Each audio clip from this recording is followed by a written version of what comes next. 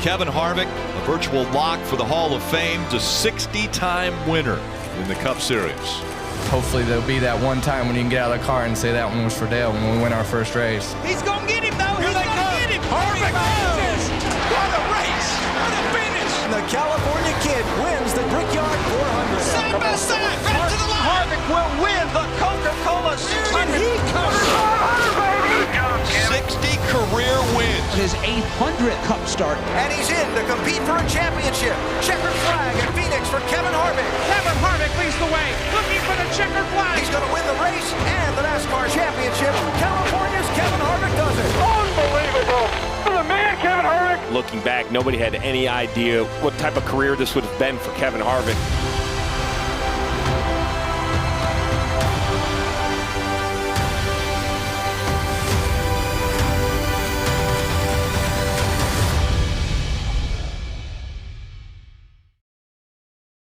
Congratulations to Kevin Harvick on his retirement, and what an incredible intro video, which Harvick originally posted on Twitter on the day of his retirement. Harvick officially retired after the final NASCAR Cup Series race of the season at Phoenix Raceway, in which he drove for 23 years in the Cup Series dating back to 2001. Here's Harvick talking about the day of his final race, his career, and more, courtesy of NBC. It's been an emotional roller coaster for sure, and I think as you look at this last week, this really means a lot to me, just because I love driving the race car. I love being around the people more. I love our sport. It's given our family so much to through the years to be thankful for and proud of, and I can't wait to be able to walk in that tunnel with my head up and look around and just look at all the really cool things that are NASCAR racing in every venue that we go to with great fans and people all over the place. And I think for me, for the last 23 years in Cup, you walk into that tunnel just laser focused on how do you make your car go faster and communicate with your team the best that you can. And sometimes you don't see everything that's around you. So I'm fortunate to be able to kind of close this. I opened this chapter unexpectedly in 2001 and closed it in 2023 how we wanted to, and that was to be competitive. And the thing that means the most is just having the respect of the drivers and the competitors and the crew chief and my team and organization and all the past people that I've worked for or worked with. There's been so many great stories and things that have happened over this year, but especially this week. Harvick won a total of 60 races during his Hall of Fame career. He also had 251 top fives, 441 top 10s, 31 poles, led 16,058 laps, and had an average finish of 12.8 in 826 starts from 2001 through 2023. Harvick drove for Richard Childress Racing from 2001 till 2013 and Stewart-Haas Racing from 2014 to his retirement. He won the 2014 championship in his first year with Stewart-Haas. Harvick was also asked on what he'll be remembered most as a racer, also courtesy of NBC. Well, I think for me, it's just we gave it all we had, right? And every lap, every week, and in some way, shape, or form, we touch every aspect of this race car. I care about how everything looks, whether it's the color of the car, the stickers. I sit in the sponsorship meetings, the marketing meetings, the team meetings, and there's just not any piece of it that I don't feel like that we are a part of in some way, shape, or form. And we built a team here at Stewart-Haas Racing. We built a team at KHI. We built a management company. We've built so many things from the bottom up. And I think, the hard work, I think, is something that people recognize. But I'll also, as you guys have seen through the week, and I'm a pretty emotional person. I've just done a really good job of hiding that through the years to make you think I'm super tough, but I'm really not. I love people. I care about people, and it's been a lot of fun to get to know a lot of the drivers and crew chiefs and just people in NASCAR racing, and it's just been so much fun to tell a story about the last 30 years of my career this year, and I think everybody's done a great job, and I can't thank them enough. Here's Harvick also talking about how his career on the racetrack will help him transition into what he's doing next, and more, also on NBC. Well, I feel like I can walk into any trailer in that garage right now and talk to the crew chief or the driver. We can walk into any meeting. I still want to be a part of the driver council and the things that they do these guys are rock stars, and I want everybody to know how hard this is and how hard these guys work and how hard it is for them to come in here. And I think over the last several years, we've kind of got away from understanding how hard this is, and the guys and gals that drive these vehicles they're studs, they're badasses, and that's really what I want to portray. And this is a lot of hard work, and you hear about F1 and NASCAR. We have every bit of all the rock star technology, everything that we need. We just got to make sure we tell the story, but I love the drivers, and I love to compete, and they're the rock stars in this whole thing, and I can't wait to talk about this car and everything about them. Harvick also had a lot of success at Phoenix, as he won there 9 times in his career. That included him sweeping both races there in 2006 when he was still driving for RCR. He also won 4 straight races there from November 2013 when he was still at RCR till March 2015 when he was at SHR. During his final race at Phoenix, he led twice for 23 laps. Harvick even passed championship contender William Byron for the lead on the 93rd lap. Harvick was in the top 5 during the first 2 stages. However, he finished 7th during that day, as champion Ryan Blaney, Kyle Larson, and Byron were among some of the drivers that finished ahead of Harvick. He did get his 21st consecutive top 10 at Phoenix, though, which dated back to 2013 when he was still at RCR. Harvick also didn't only have success in the Cup Series, he also had success in the lower series. In the Xfinity Series, he won 47 races, including the 2001 and 2006 championships, while also driving for Richard Childress Racing. That was what it was known as the Busch Series. He also won 14 races in the Craftsman Truck Series, also mainly driving for his own team and Kevin Harvick Incorporated. Harvick also won championships as an owner in the Craftsman Truck Series. He won 2 of them with Hall of Fame driver Ron Hornaday Jr. in 2007 and 2009. Harvick even had KHI in the Xfinity Series also. He will be joining Fox in the booth in 2024 to call Cup races with Mike Joy and Clint Bowyer. Harvick will be reunited again with Bowyer as they were teammates with Richard Childress Racing and Stewart-Haas Racing during their driving days. Not only is he joining the Fox booth due to his success in NASCAR overall, he was also named one of the 75 greatest NASCAR drivers during the sport's 75th anniversary season. It also happened to be the year of his retirement. It was a well-deserved honor for Harvick since he won everything he had to win in the sport. As of the time of his retirement, Harvick is 10th all-time in wins with those 60 wins. Most of the wins came with Stewart-Haas, as he won 37 of them with that team, and the other 23 came with Richard Childress Racing. Before he joined the Busch Series and Cup Series, Harvick also ran in the former NASCAR Southwest Tour Series and ARCA Menard Series West. 1998 was when he started to have some success by winning 5 races and a championship in the West Series before he moved to the Craftsman Truck Series full-time in 1999. Harvick then joined Richard Childress Racing in the Busch Series in 2000 and won 3 races in his rookie year and then won the championship the next year in 2001. Harvick finished his final year in NASCAR 13th overall in points, even though he didn't win. He did, however, still have 6 top 5s, 14 top 10s, led 157 laps, and had an average finish of 15.5. Congratulations again to Kevin Harvick on his retirement. What an incredible career for him. Especially, he'll be a first ballot Hall of Famer for sure, especially for the driver known as the closer, Happy, and Harv as well. Especially since he's known for being clutch late in races, which was how he got the closer nickname. And it's going to be sad to see another driver from that I saw in the Nextel Cup era go with Harvick's retirement also.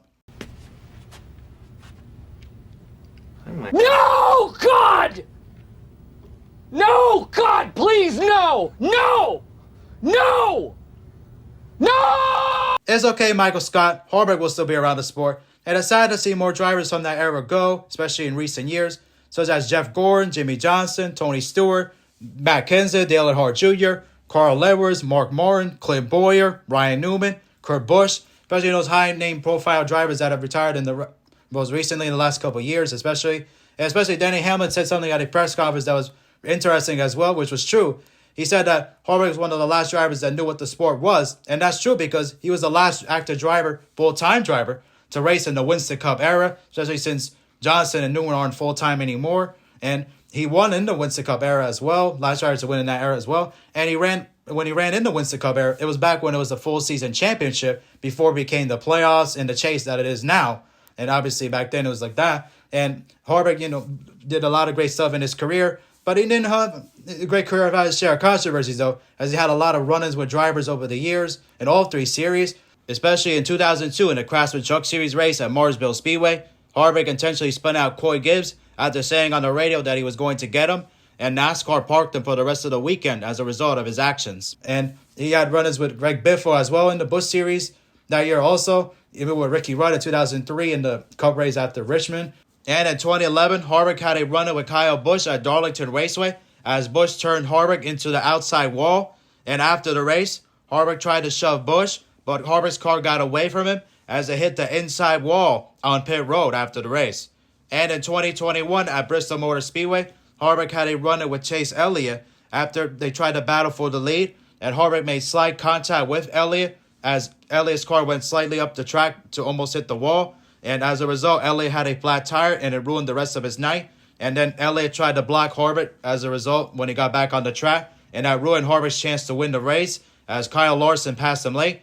And after the race, Harvick had a little bit of a shoving match briefly with Elliott, and afterwards in his interview, he also said a name talking about the move with that as well. But yeah, Harvick for the most part, especially like from how he was earlier in his career, he's calmed down, especially.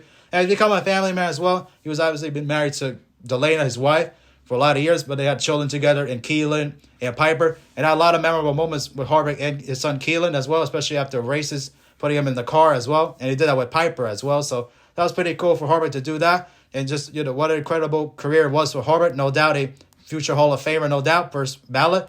And what an incredible fighter year it was, even though it sucked that he didn't get a chance to win again before he retired. But still, what a great fighter year, especially with the 4-ever tour, since that was his car number, especially being 4. And especially having a lot of honors over the course of the year as well. Bringing back the 29 especially, that was definitely unexpected when it was first announced. And he brought back the 29 at North Wilkesboro Speedway as well in the All-Star race. And I did a video on that when it was first announced, not long after, and also when he ran it at the race as well. If you want to hear more about the 29 specifically, I highly recommend that video, as well as the All-Star race video. I'll leave those in the description. But more has happened with the 29 since that race as well, and that announcement. Richard Childress brought the 29 back on the track as well. The 29 that Harvick won his first race at in 2001, and he brought it for that race in the fall race at Atlanta, driving on the pace lines of that race, side by side with Harvick driving his 4 car in that race as well with the Hunt Brothers Pizza paint scheme. That was a pretty cool moment there as well. Definitely unexpected as well when it happened, and that was a great moment to be able to honor Harvick in his final year as well with that. But not only that, he ran a throwback to that paint scheme. The one he ran at North Wilkesboro was that throwback to that paint scheme from 2001 that he won at Atlanta as well. But also, he had like a throwback to his 2014 championship paint scheme running at the Homestead Miami Speedway. And the race happened to be called a 4-ever 400 as well, which is a pretty cool moment there as well that happened that way as well, running the throwback to that paint scheme from the 2014 championship, even though it wasn't exactly the same way because of the number placement. So it was pretty much exactly like that, especially bringing back Budweiser into the sport since they hadn't been sponsoring a car in a couple of years, especially since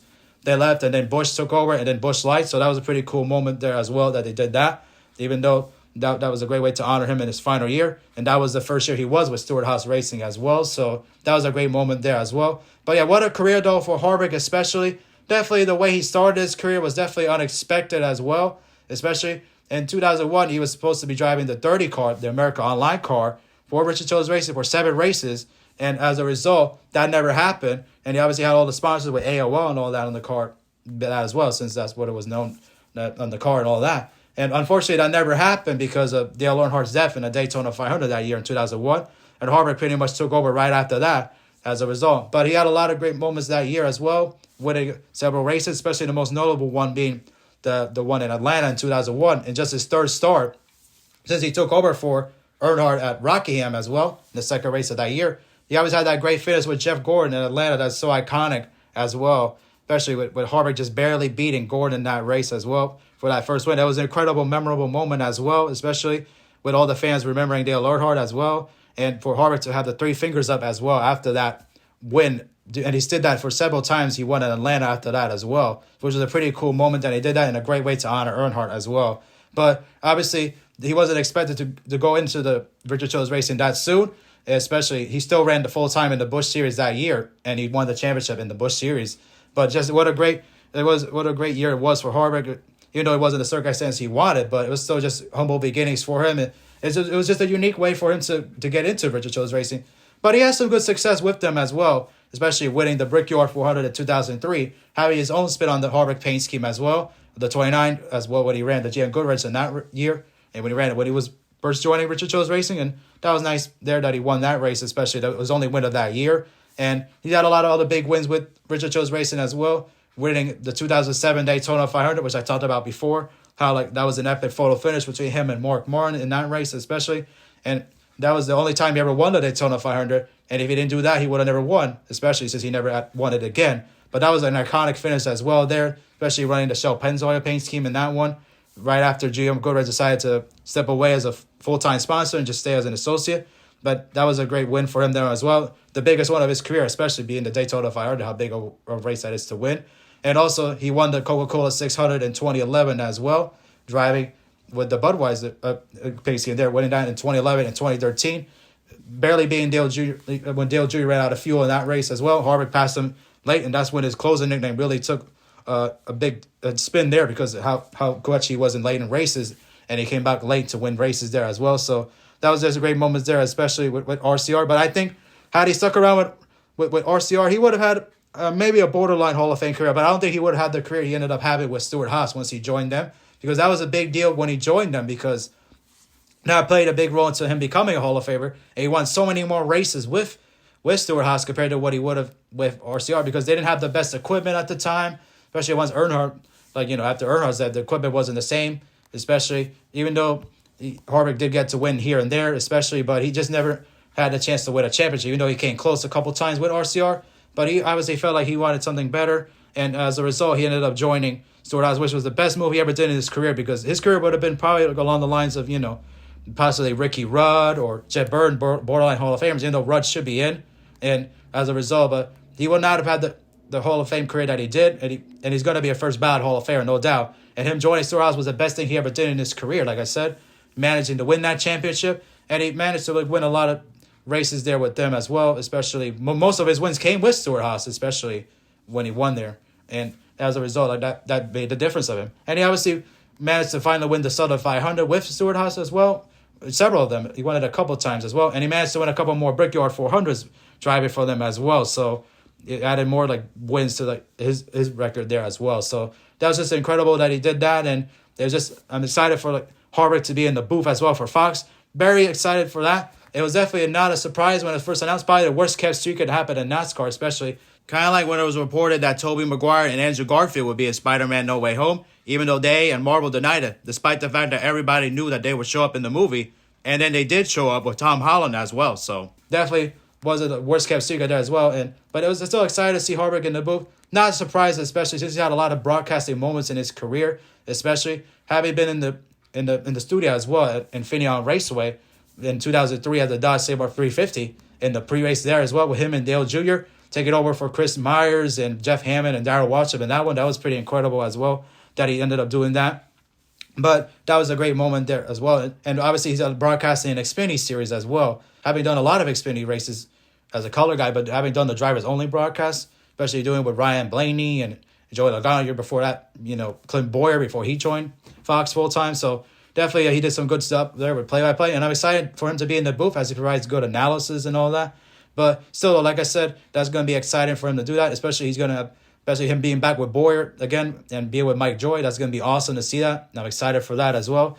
But yeah, what a great career it was for Harvick. It was unfortunate, like I said, he didn't get to win in his final year, but he like I said, he had all the honors, but his winless streaks weren't as long as drivers like Jimmy Johnson and Darrell Waltrip and Richard Petty, who went multiple years winless between their final win and when they retired, and they're all in the Hall of Fame. And Harvick, no doubt, will be in the Hall of Fame as well. He only had only 1 year winless, basically, since 2022 was the year that he ended that long winless streak. When he won that race in Michigan, when he won that for the first time since 2020, and he won that was a big deal in a 65 race winless streak. And then he won back-to-back races the next weekend at Richmond as well, which wound up being his final career win, which wasn't expected to be that way at that time. But that's how it turned out for Harvick as a result. But yeah, especially like his winless streak wasn't as long as, like I said, with Johnson and DW and Petty as well. Rusty Wallace also didn't win in his final year, but he did manage to win the year before in 2004. And Rusty retired in 2005 with Rusty winning at Martinsville Speedway, which was his 55th and final win. So at least Harvick managed to win more recently than those drivers that were there. But still, though, what a great career! Like I said, it's just like I said, it's going to be sad to see him retire, and but he's going to do greater and better things. And like I said, he'll still be around the sport. Especially, he did say on the Dale Jr. download that he wasn't going to drive anymore in the Cup Series because he didn't want to, but just because he didn't want to put all that effort for possibly a top 30. But he said he's still going to drive it, especially in Xfinity Series and possibly some Craftsman Truck Series races as well. And also, he's co-owner with Dale Jr. in the Cars Late Model Stock Tour Series as well. So I'm sure he'll run some races there as well. And obviously, he has his management agency with Kevin Harvick Incorporated as well. Same thing as basically his race teams that he used to have, especially when he had with Ron Horvath Jr. And he ran races in that series as well with his team in the Xfinity Series, like I said earlier. So definitely he'll still be around the sport, like I said. And it's just going to be weird to see him out on the track, not on the track anymore. But it's gonna be fun to see what he does in the booth. And like I said, I'm excited to see him there. And it should definitely be interesting to see what he does, especially because he's had a great career and he deserves it. And it's pretty awesome that he did that. And he managed to go out on his own terms, which is exactly what he wanted to do, especially. But even though like Stewart-Haas didn't have the best success in 2023, especially not winning any races, but obviously with his memorable moment with Stewart-Haas as well, talking about 2020 earlier, was him winning that race at Darlington Raceway, which was the first race that the Cup Series came back since the COVID shutdown as well. And that was a big win for him as well. Even though, unfortunately, in 2020, he didn't manage to win the championship despite winning 9 races. Tells you how stupid that playoff format is and the knockout format. But he still had a great year overall, despite that not being able to make it to Championship 4, because he probably would have won the championship that year had he managed to make the Championship 4. But that was just a memorable win, especially with everything the world had been going through at that time with COVID-19. So that was a big win for him to do that at Darlington as well, in that race especially. So, yeah, definitely, like I said, congratulations to Kevin Harvick on a great career. What a great career. I'm excited for what you're going to do next. Thank you for everything you've done for the sport.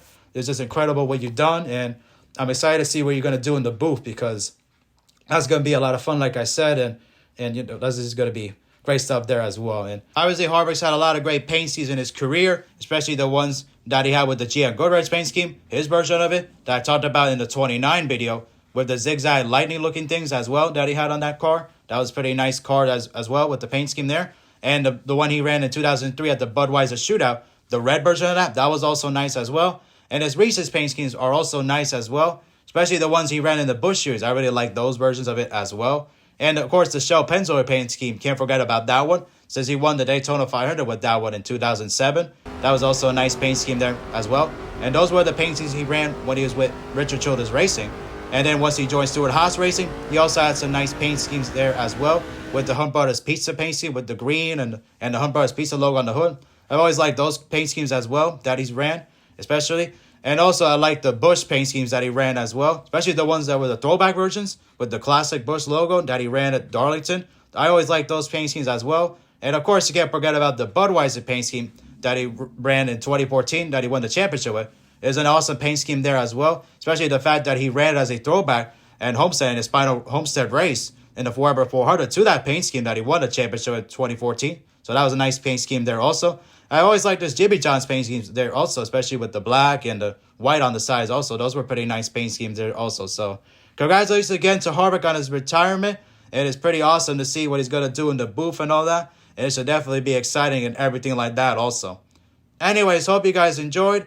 Don't forget to leave a like. And if you are brand new, subscribe. And in honor of Harvick's retirement, here are some commercials of him also. Enjoy those and forever. Spring has arrived, What are you doing? and in the insect kingdom, love is in I was just seeing what else is on. Well, I just spun my car through the grass at 120 miles an hour. After an elaborate mating ritual, I'll go back. It's too late now. You missed your chance. devours the head. I'm sorry. You watch. I'm gonna come back and win this thing. Can he save it? Oh!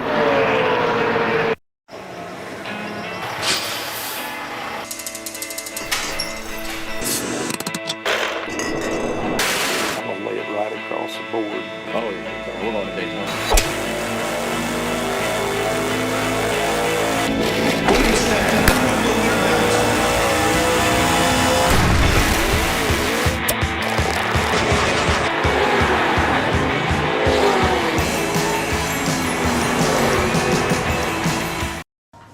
Don't be conventional. Kevin Harvick? Be exceptional. Upgrade to Mobil 1 synthetic motor oil. It helps your engine last over 250,000 miles. Wow.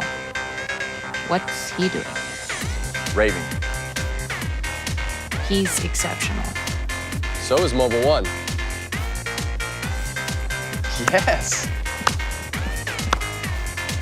Is this good? I do not know. Get 250,000 miles of protection. Upgrade to Mobil 1. People often ask me why I got into racing in the first place. Well, there are actually 3 reasons. 1, for the fun of it. 2, for the excitement. And 3, for the pizza. Everybody loves Hunt Brothers Pizza, and you will too, because now you can get your favorite pizza made just the way you want it at more than 7,000 convenience store locations around the country. Hunt Brothers Pizza. It's made for me.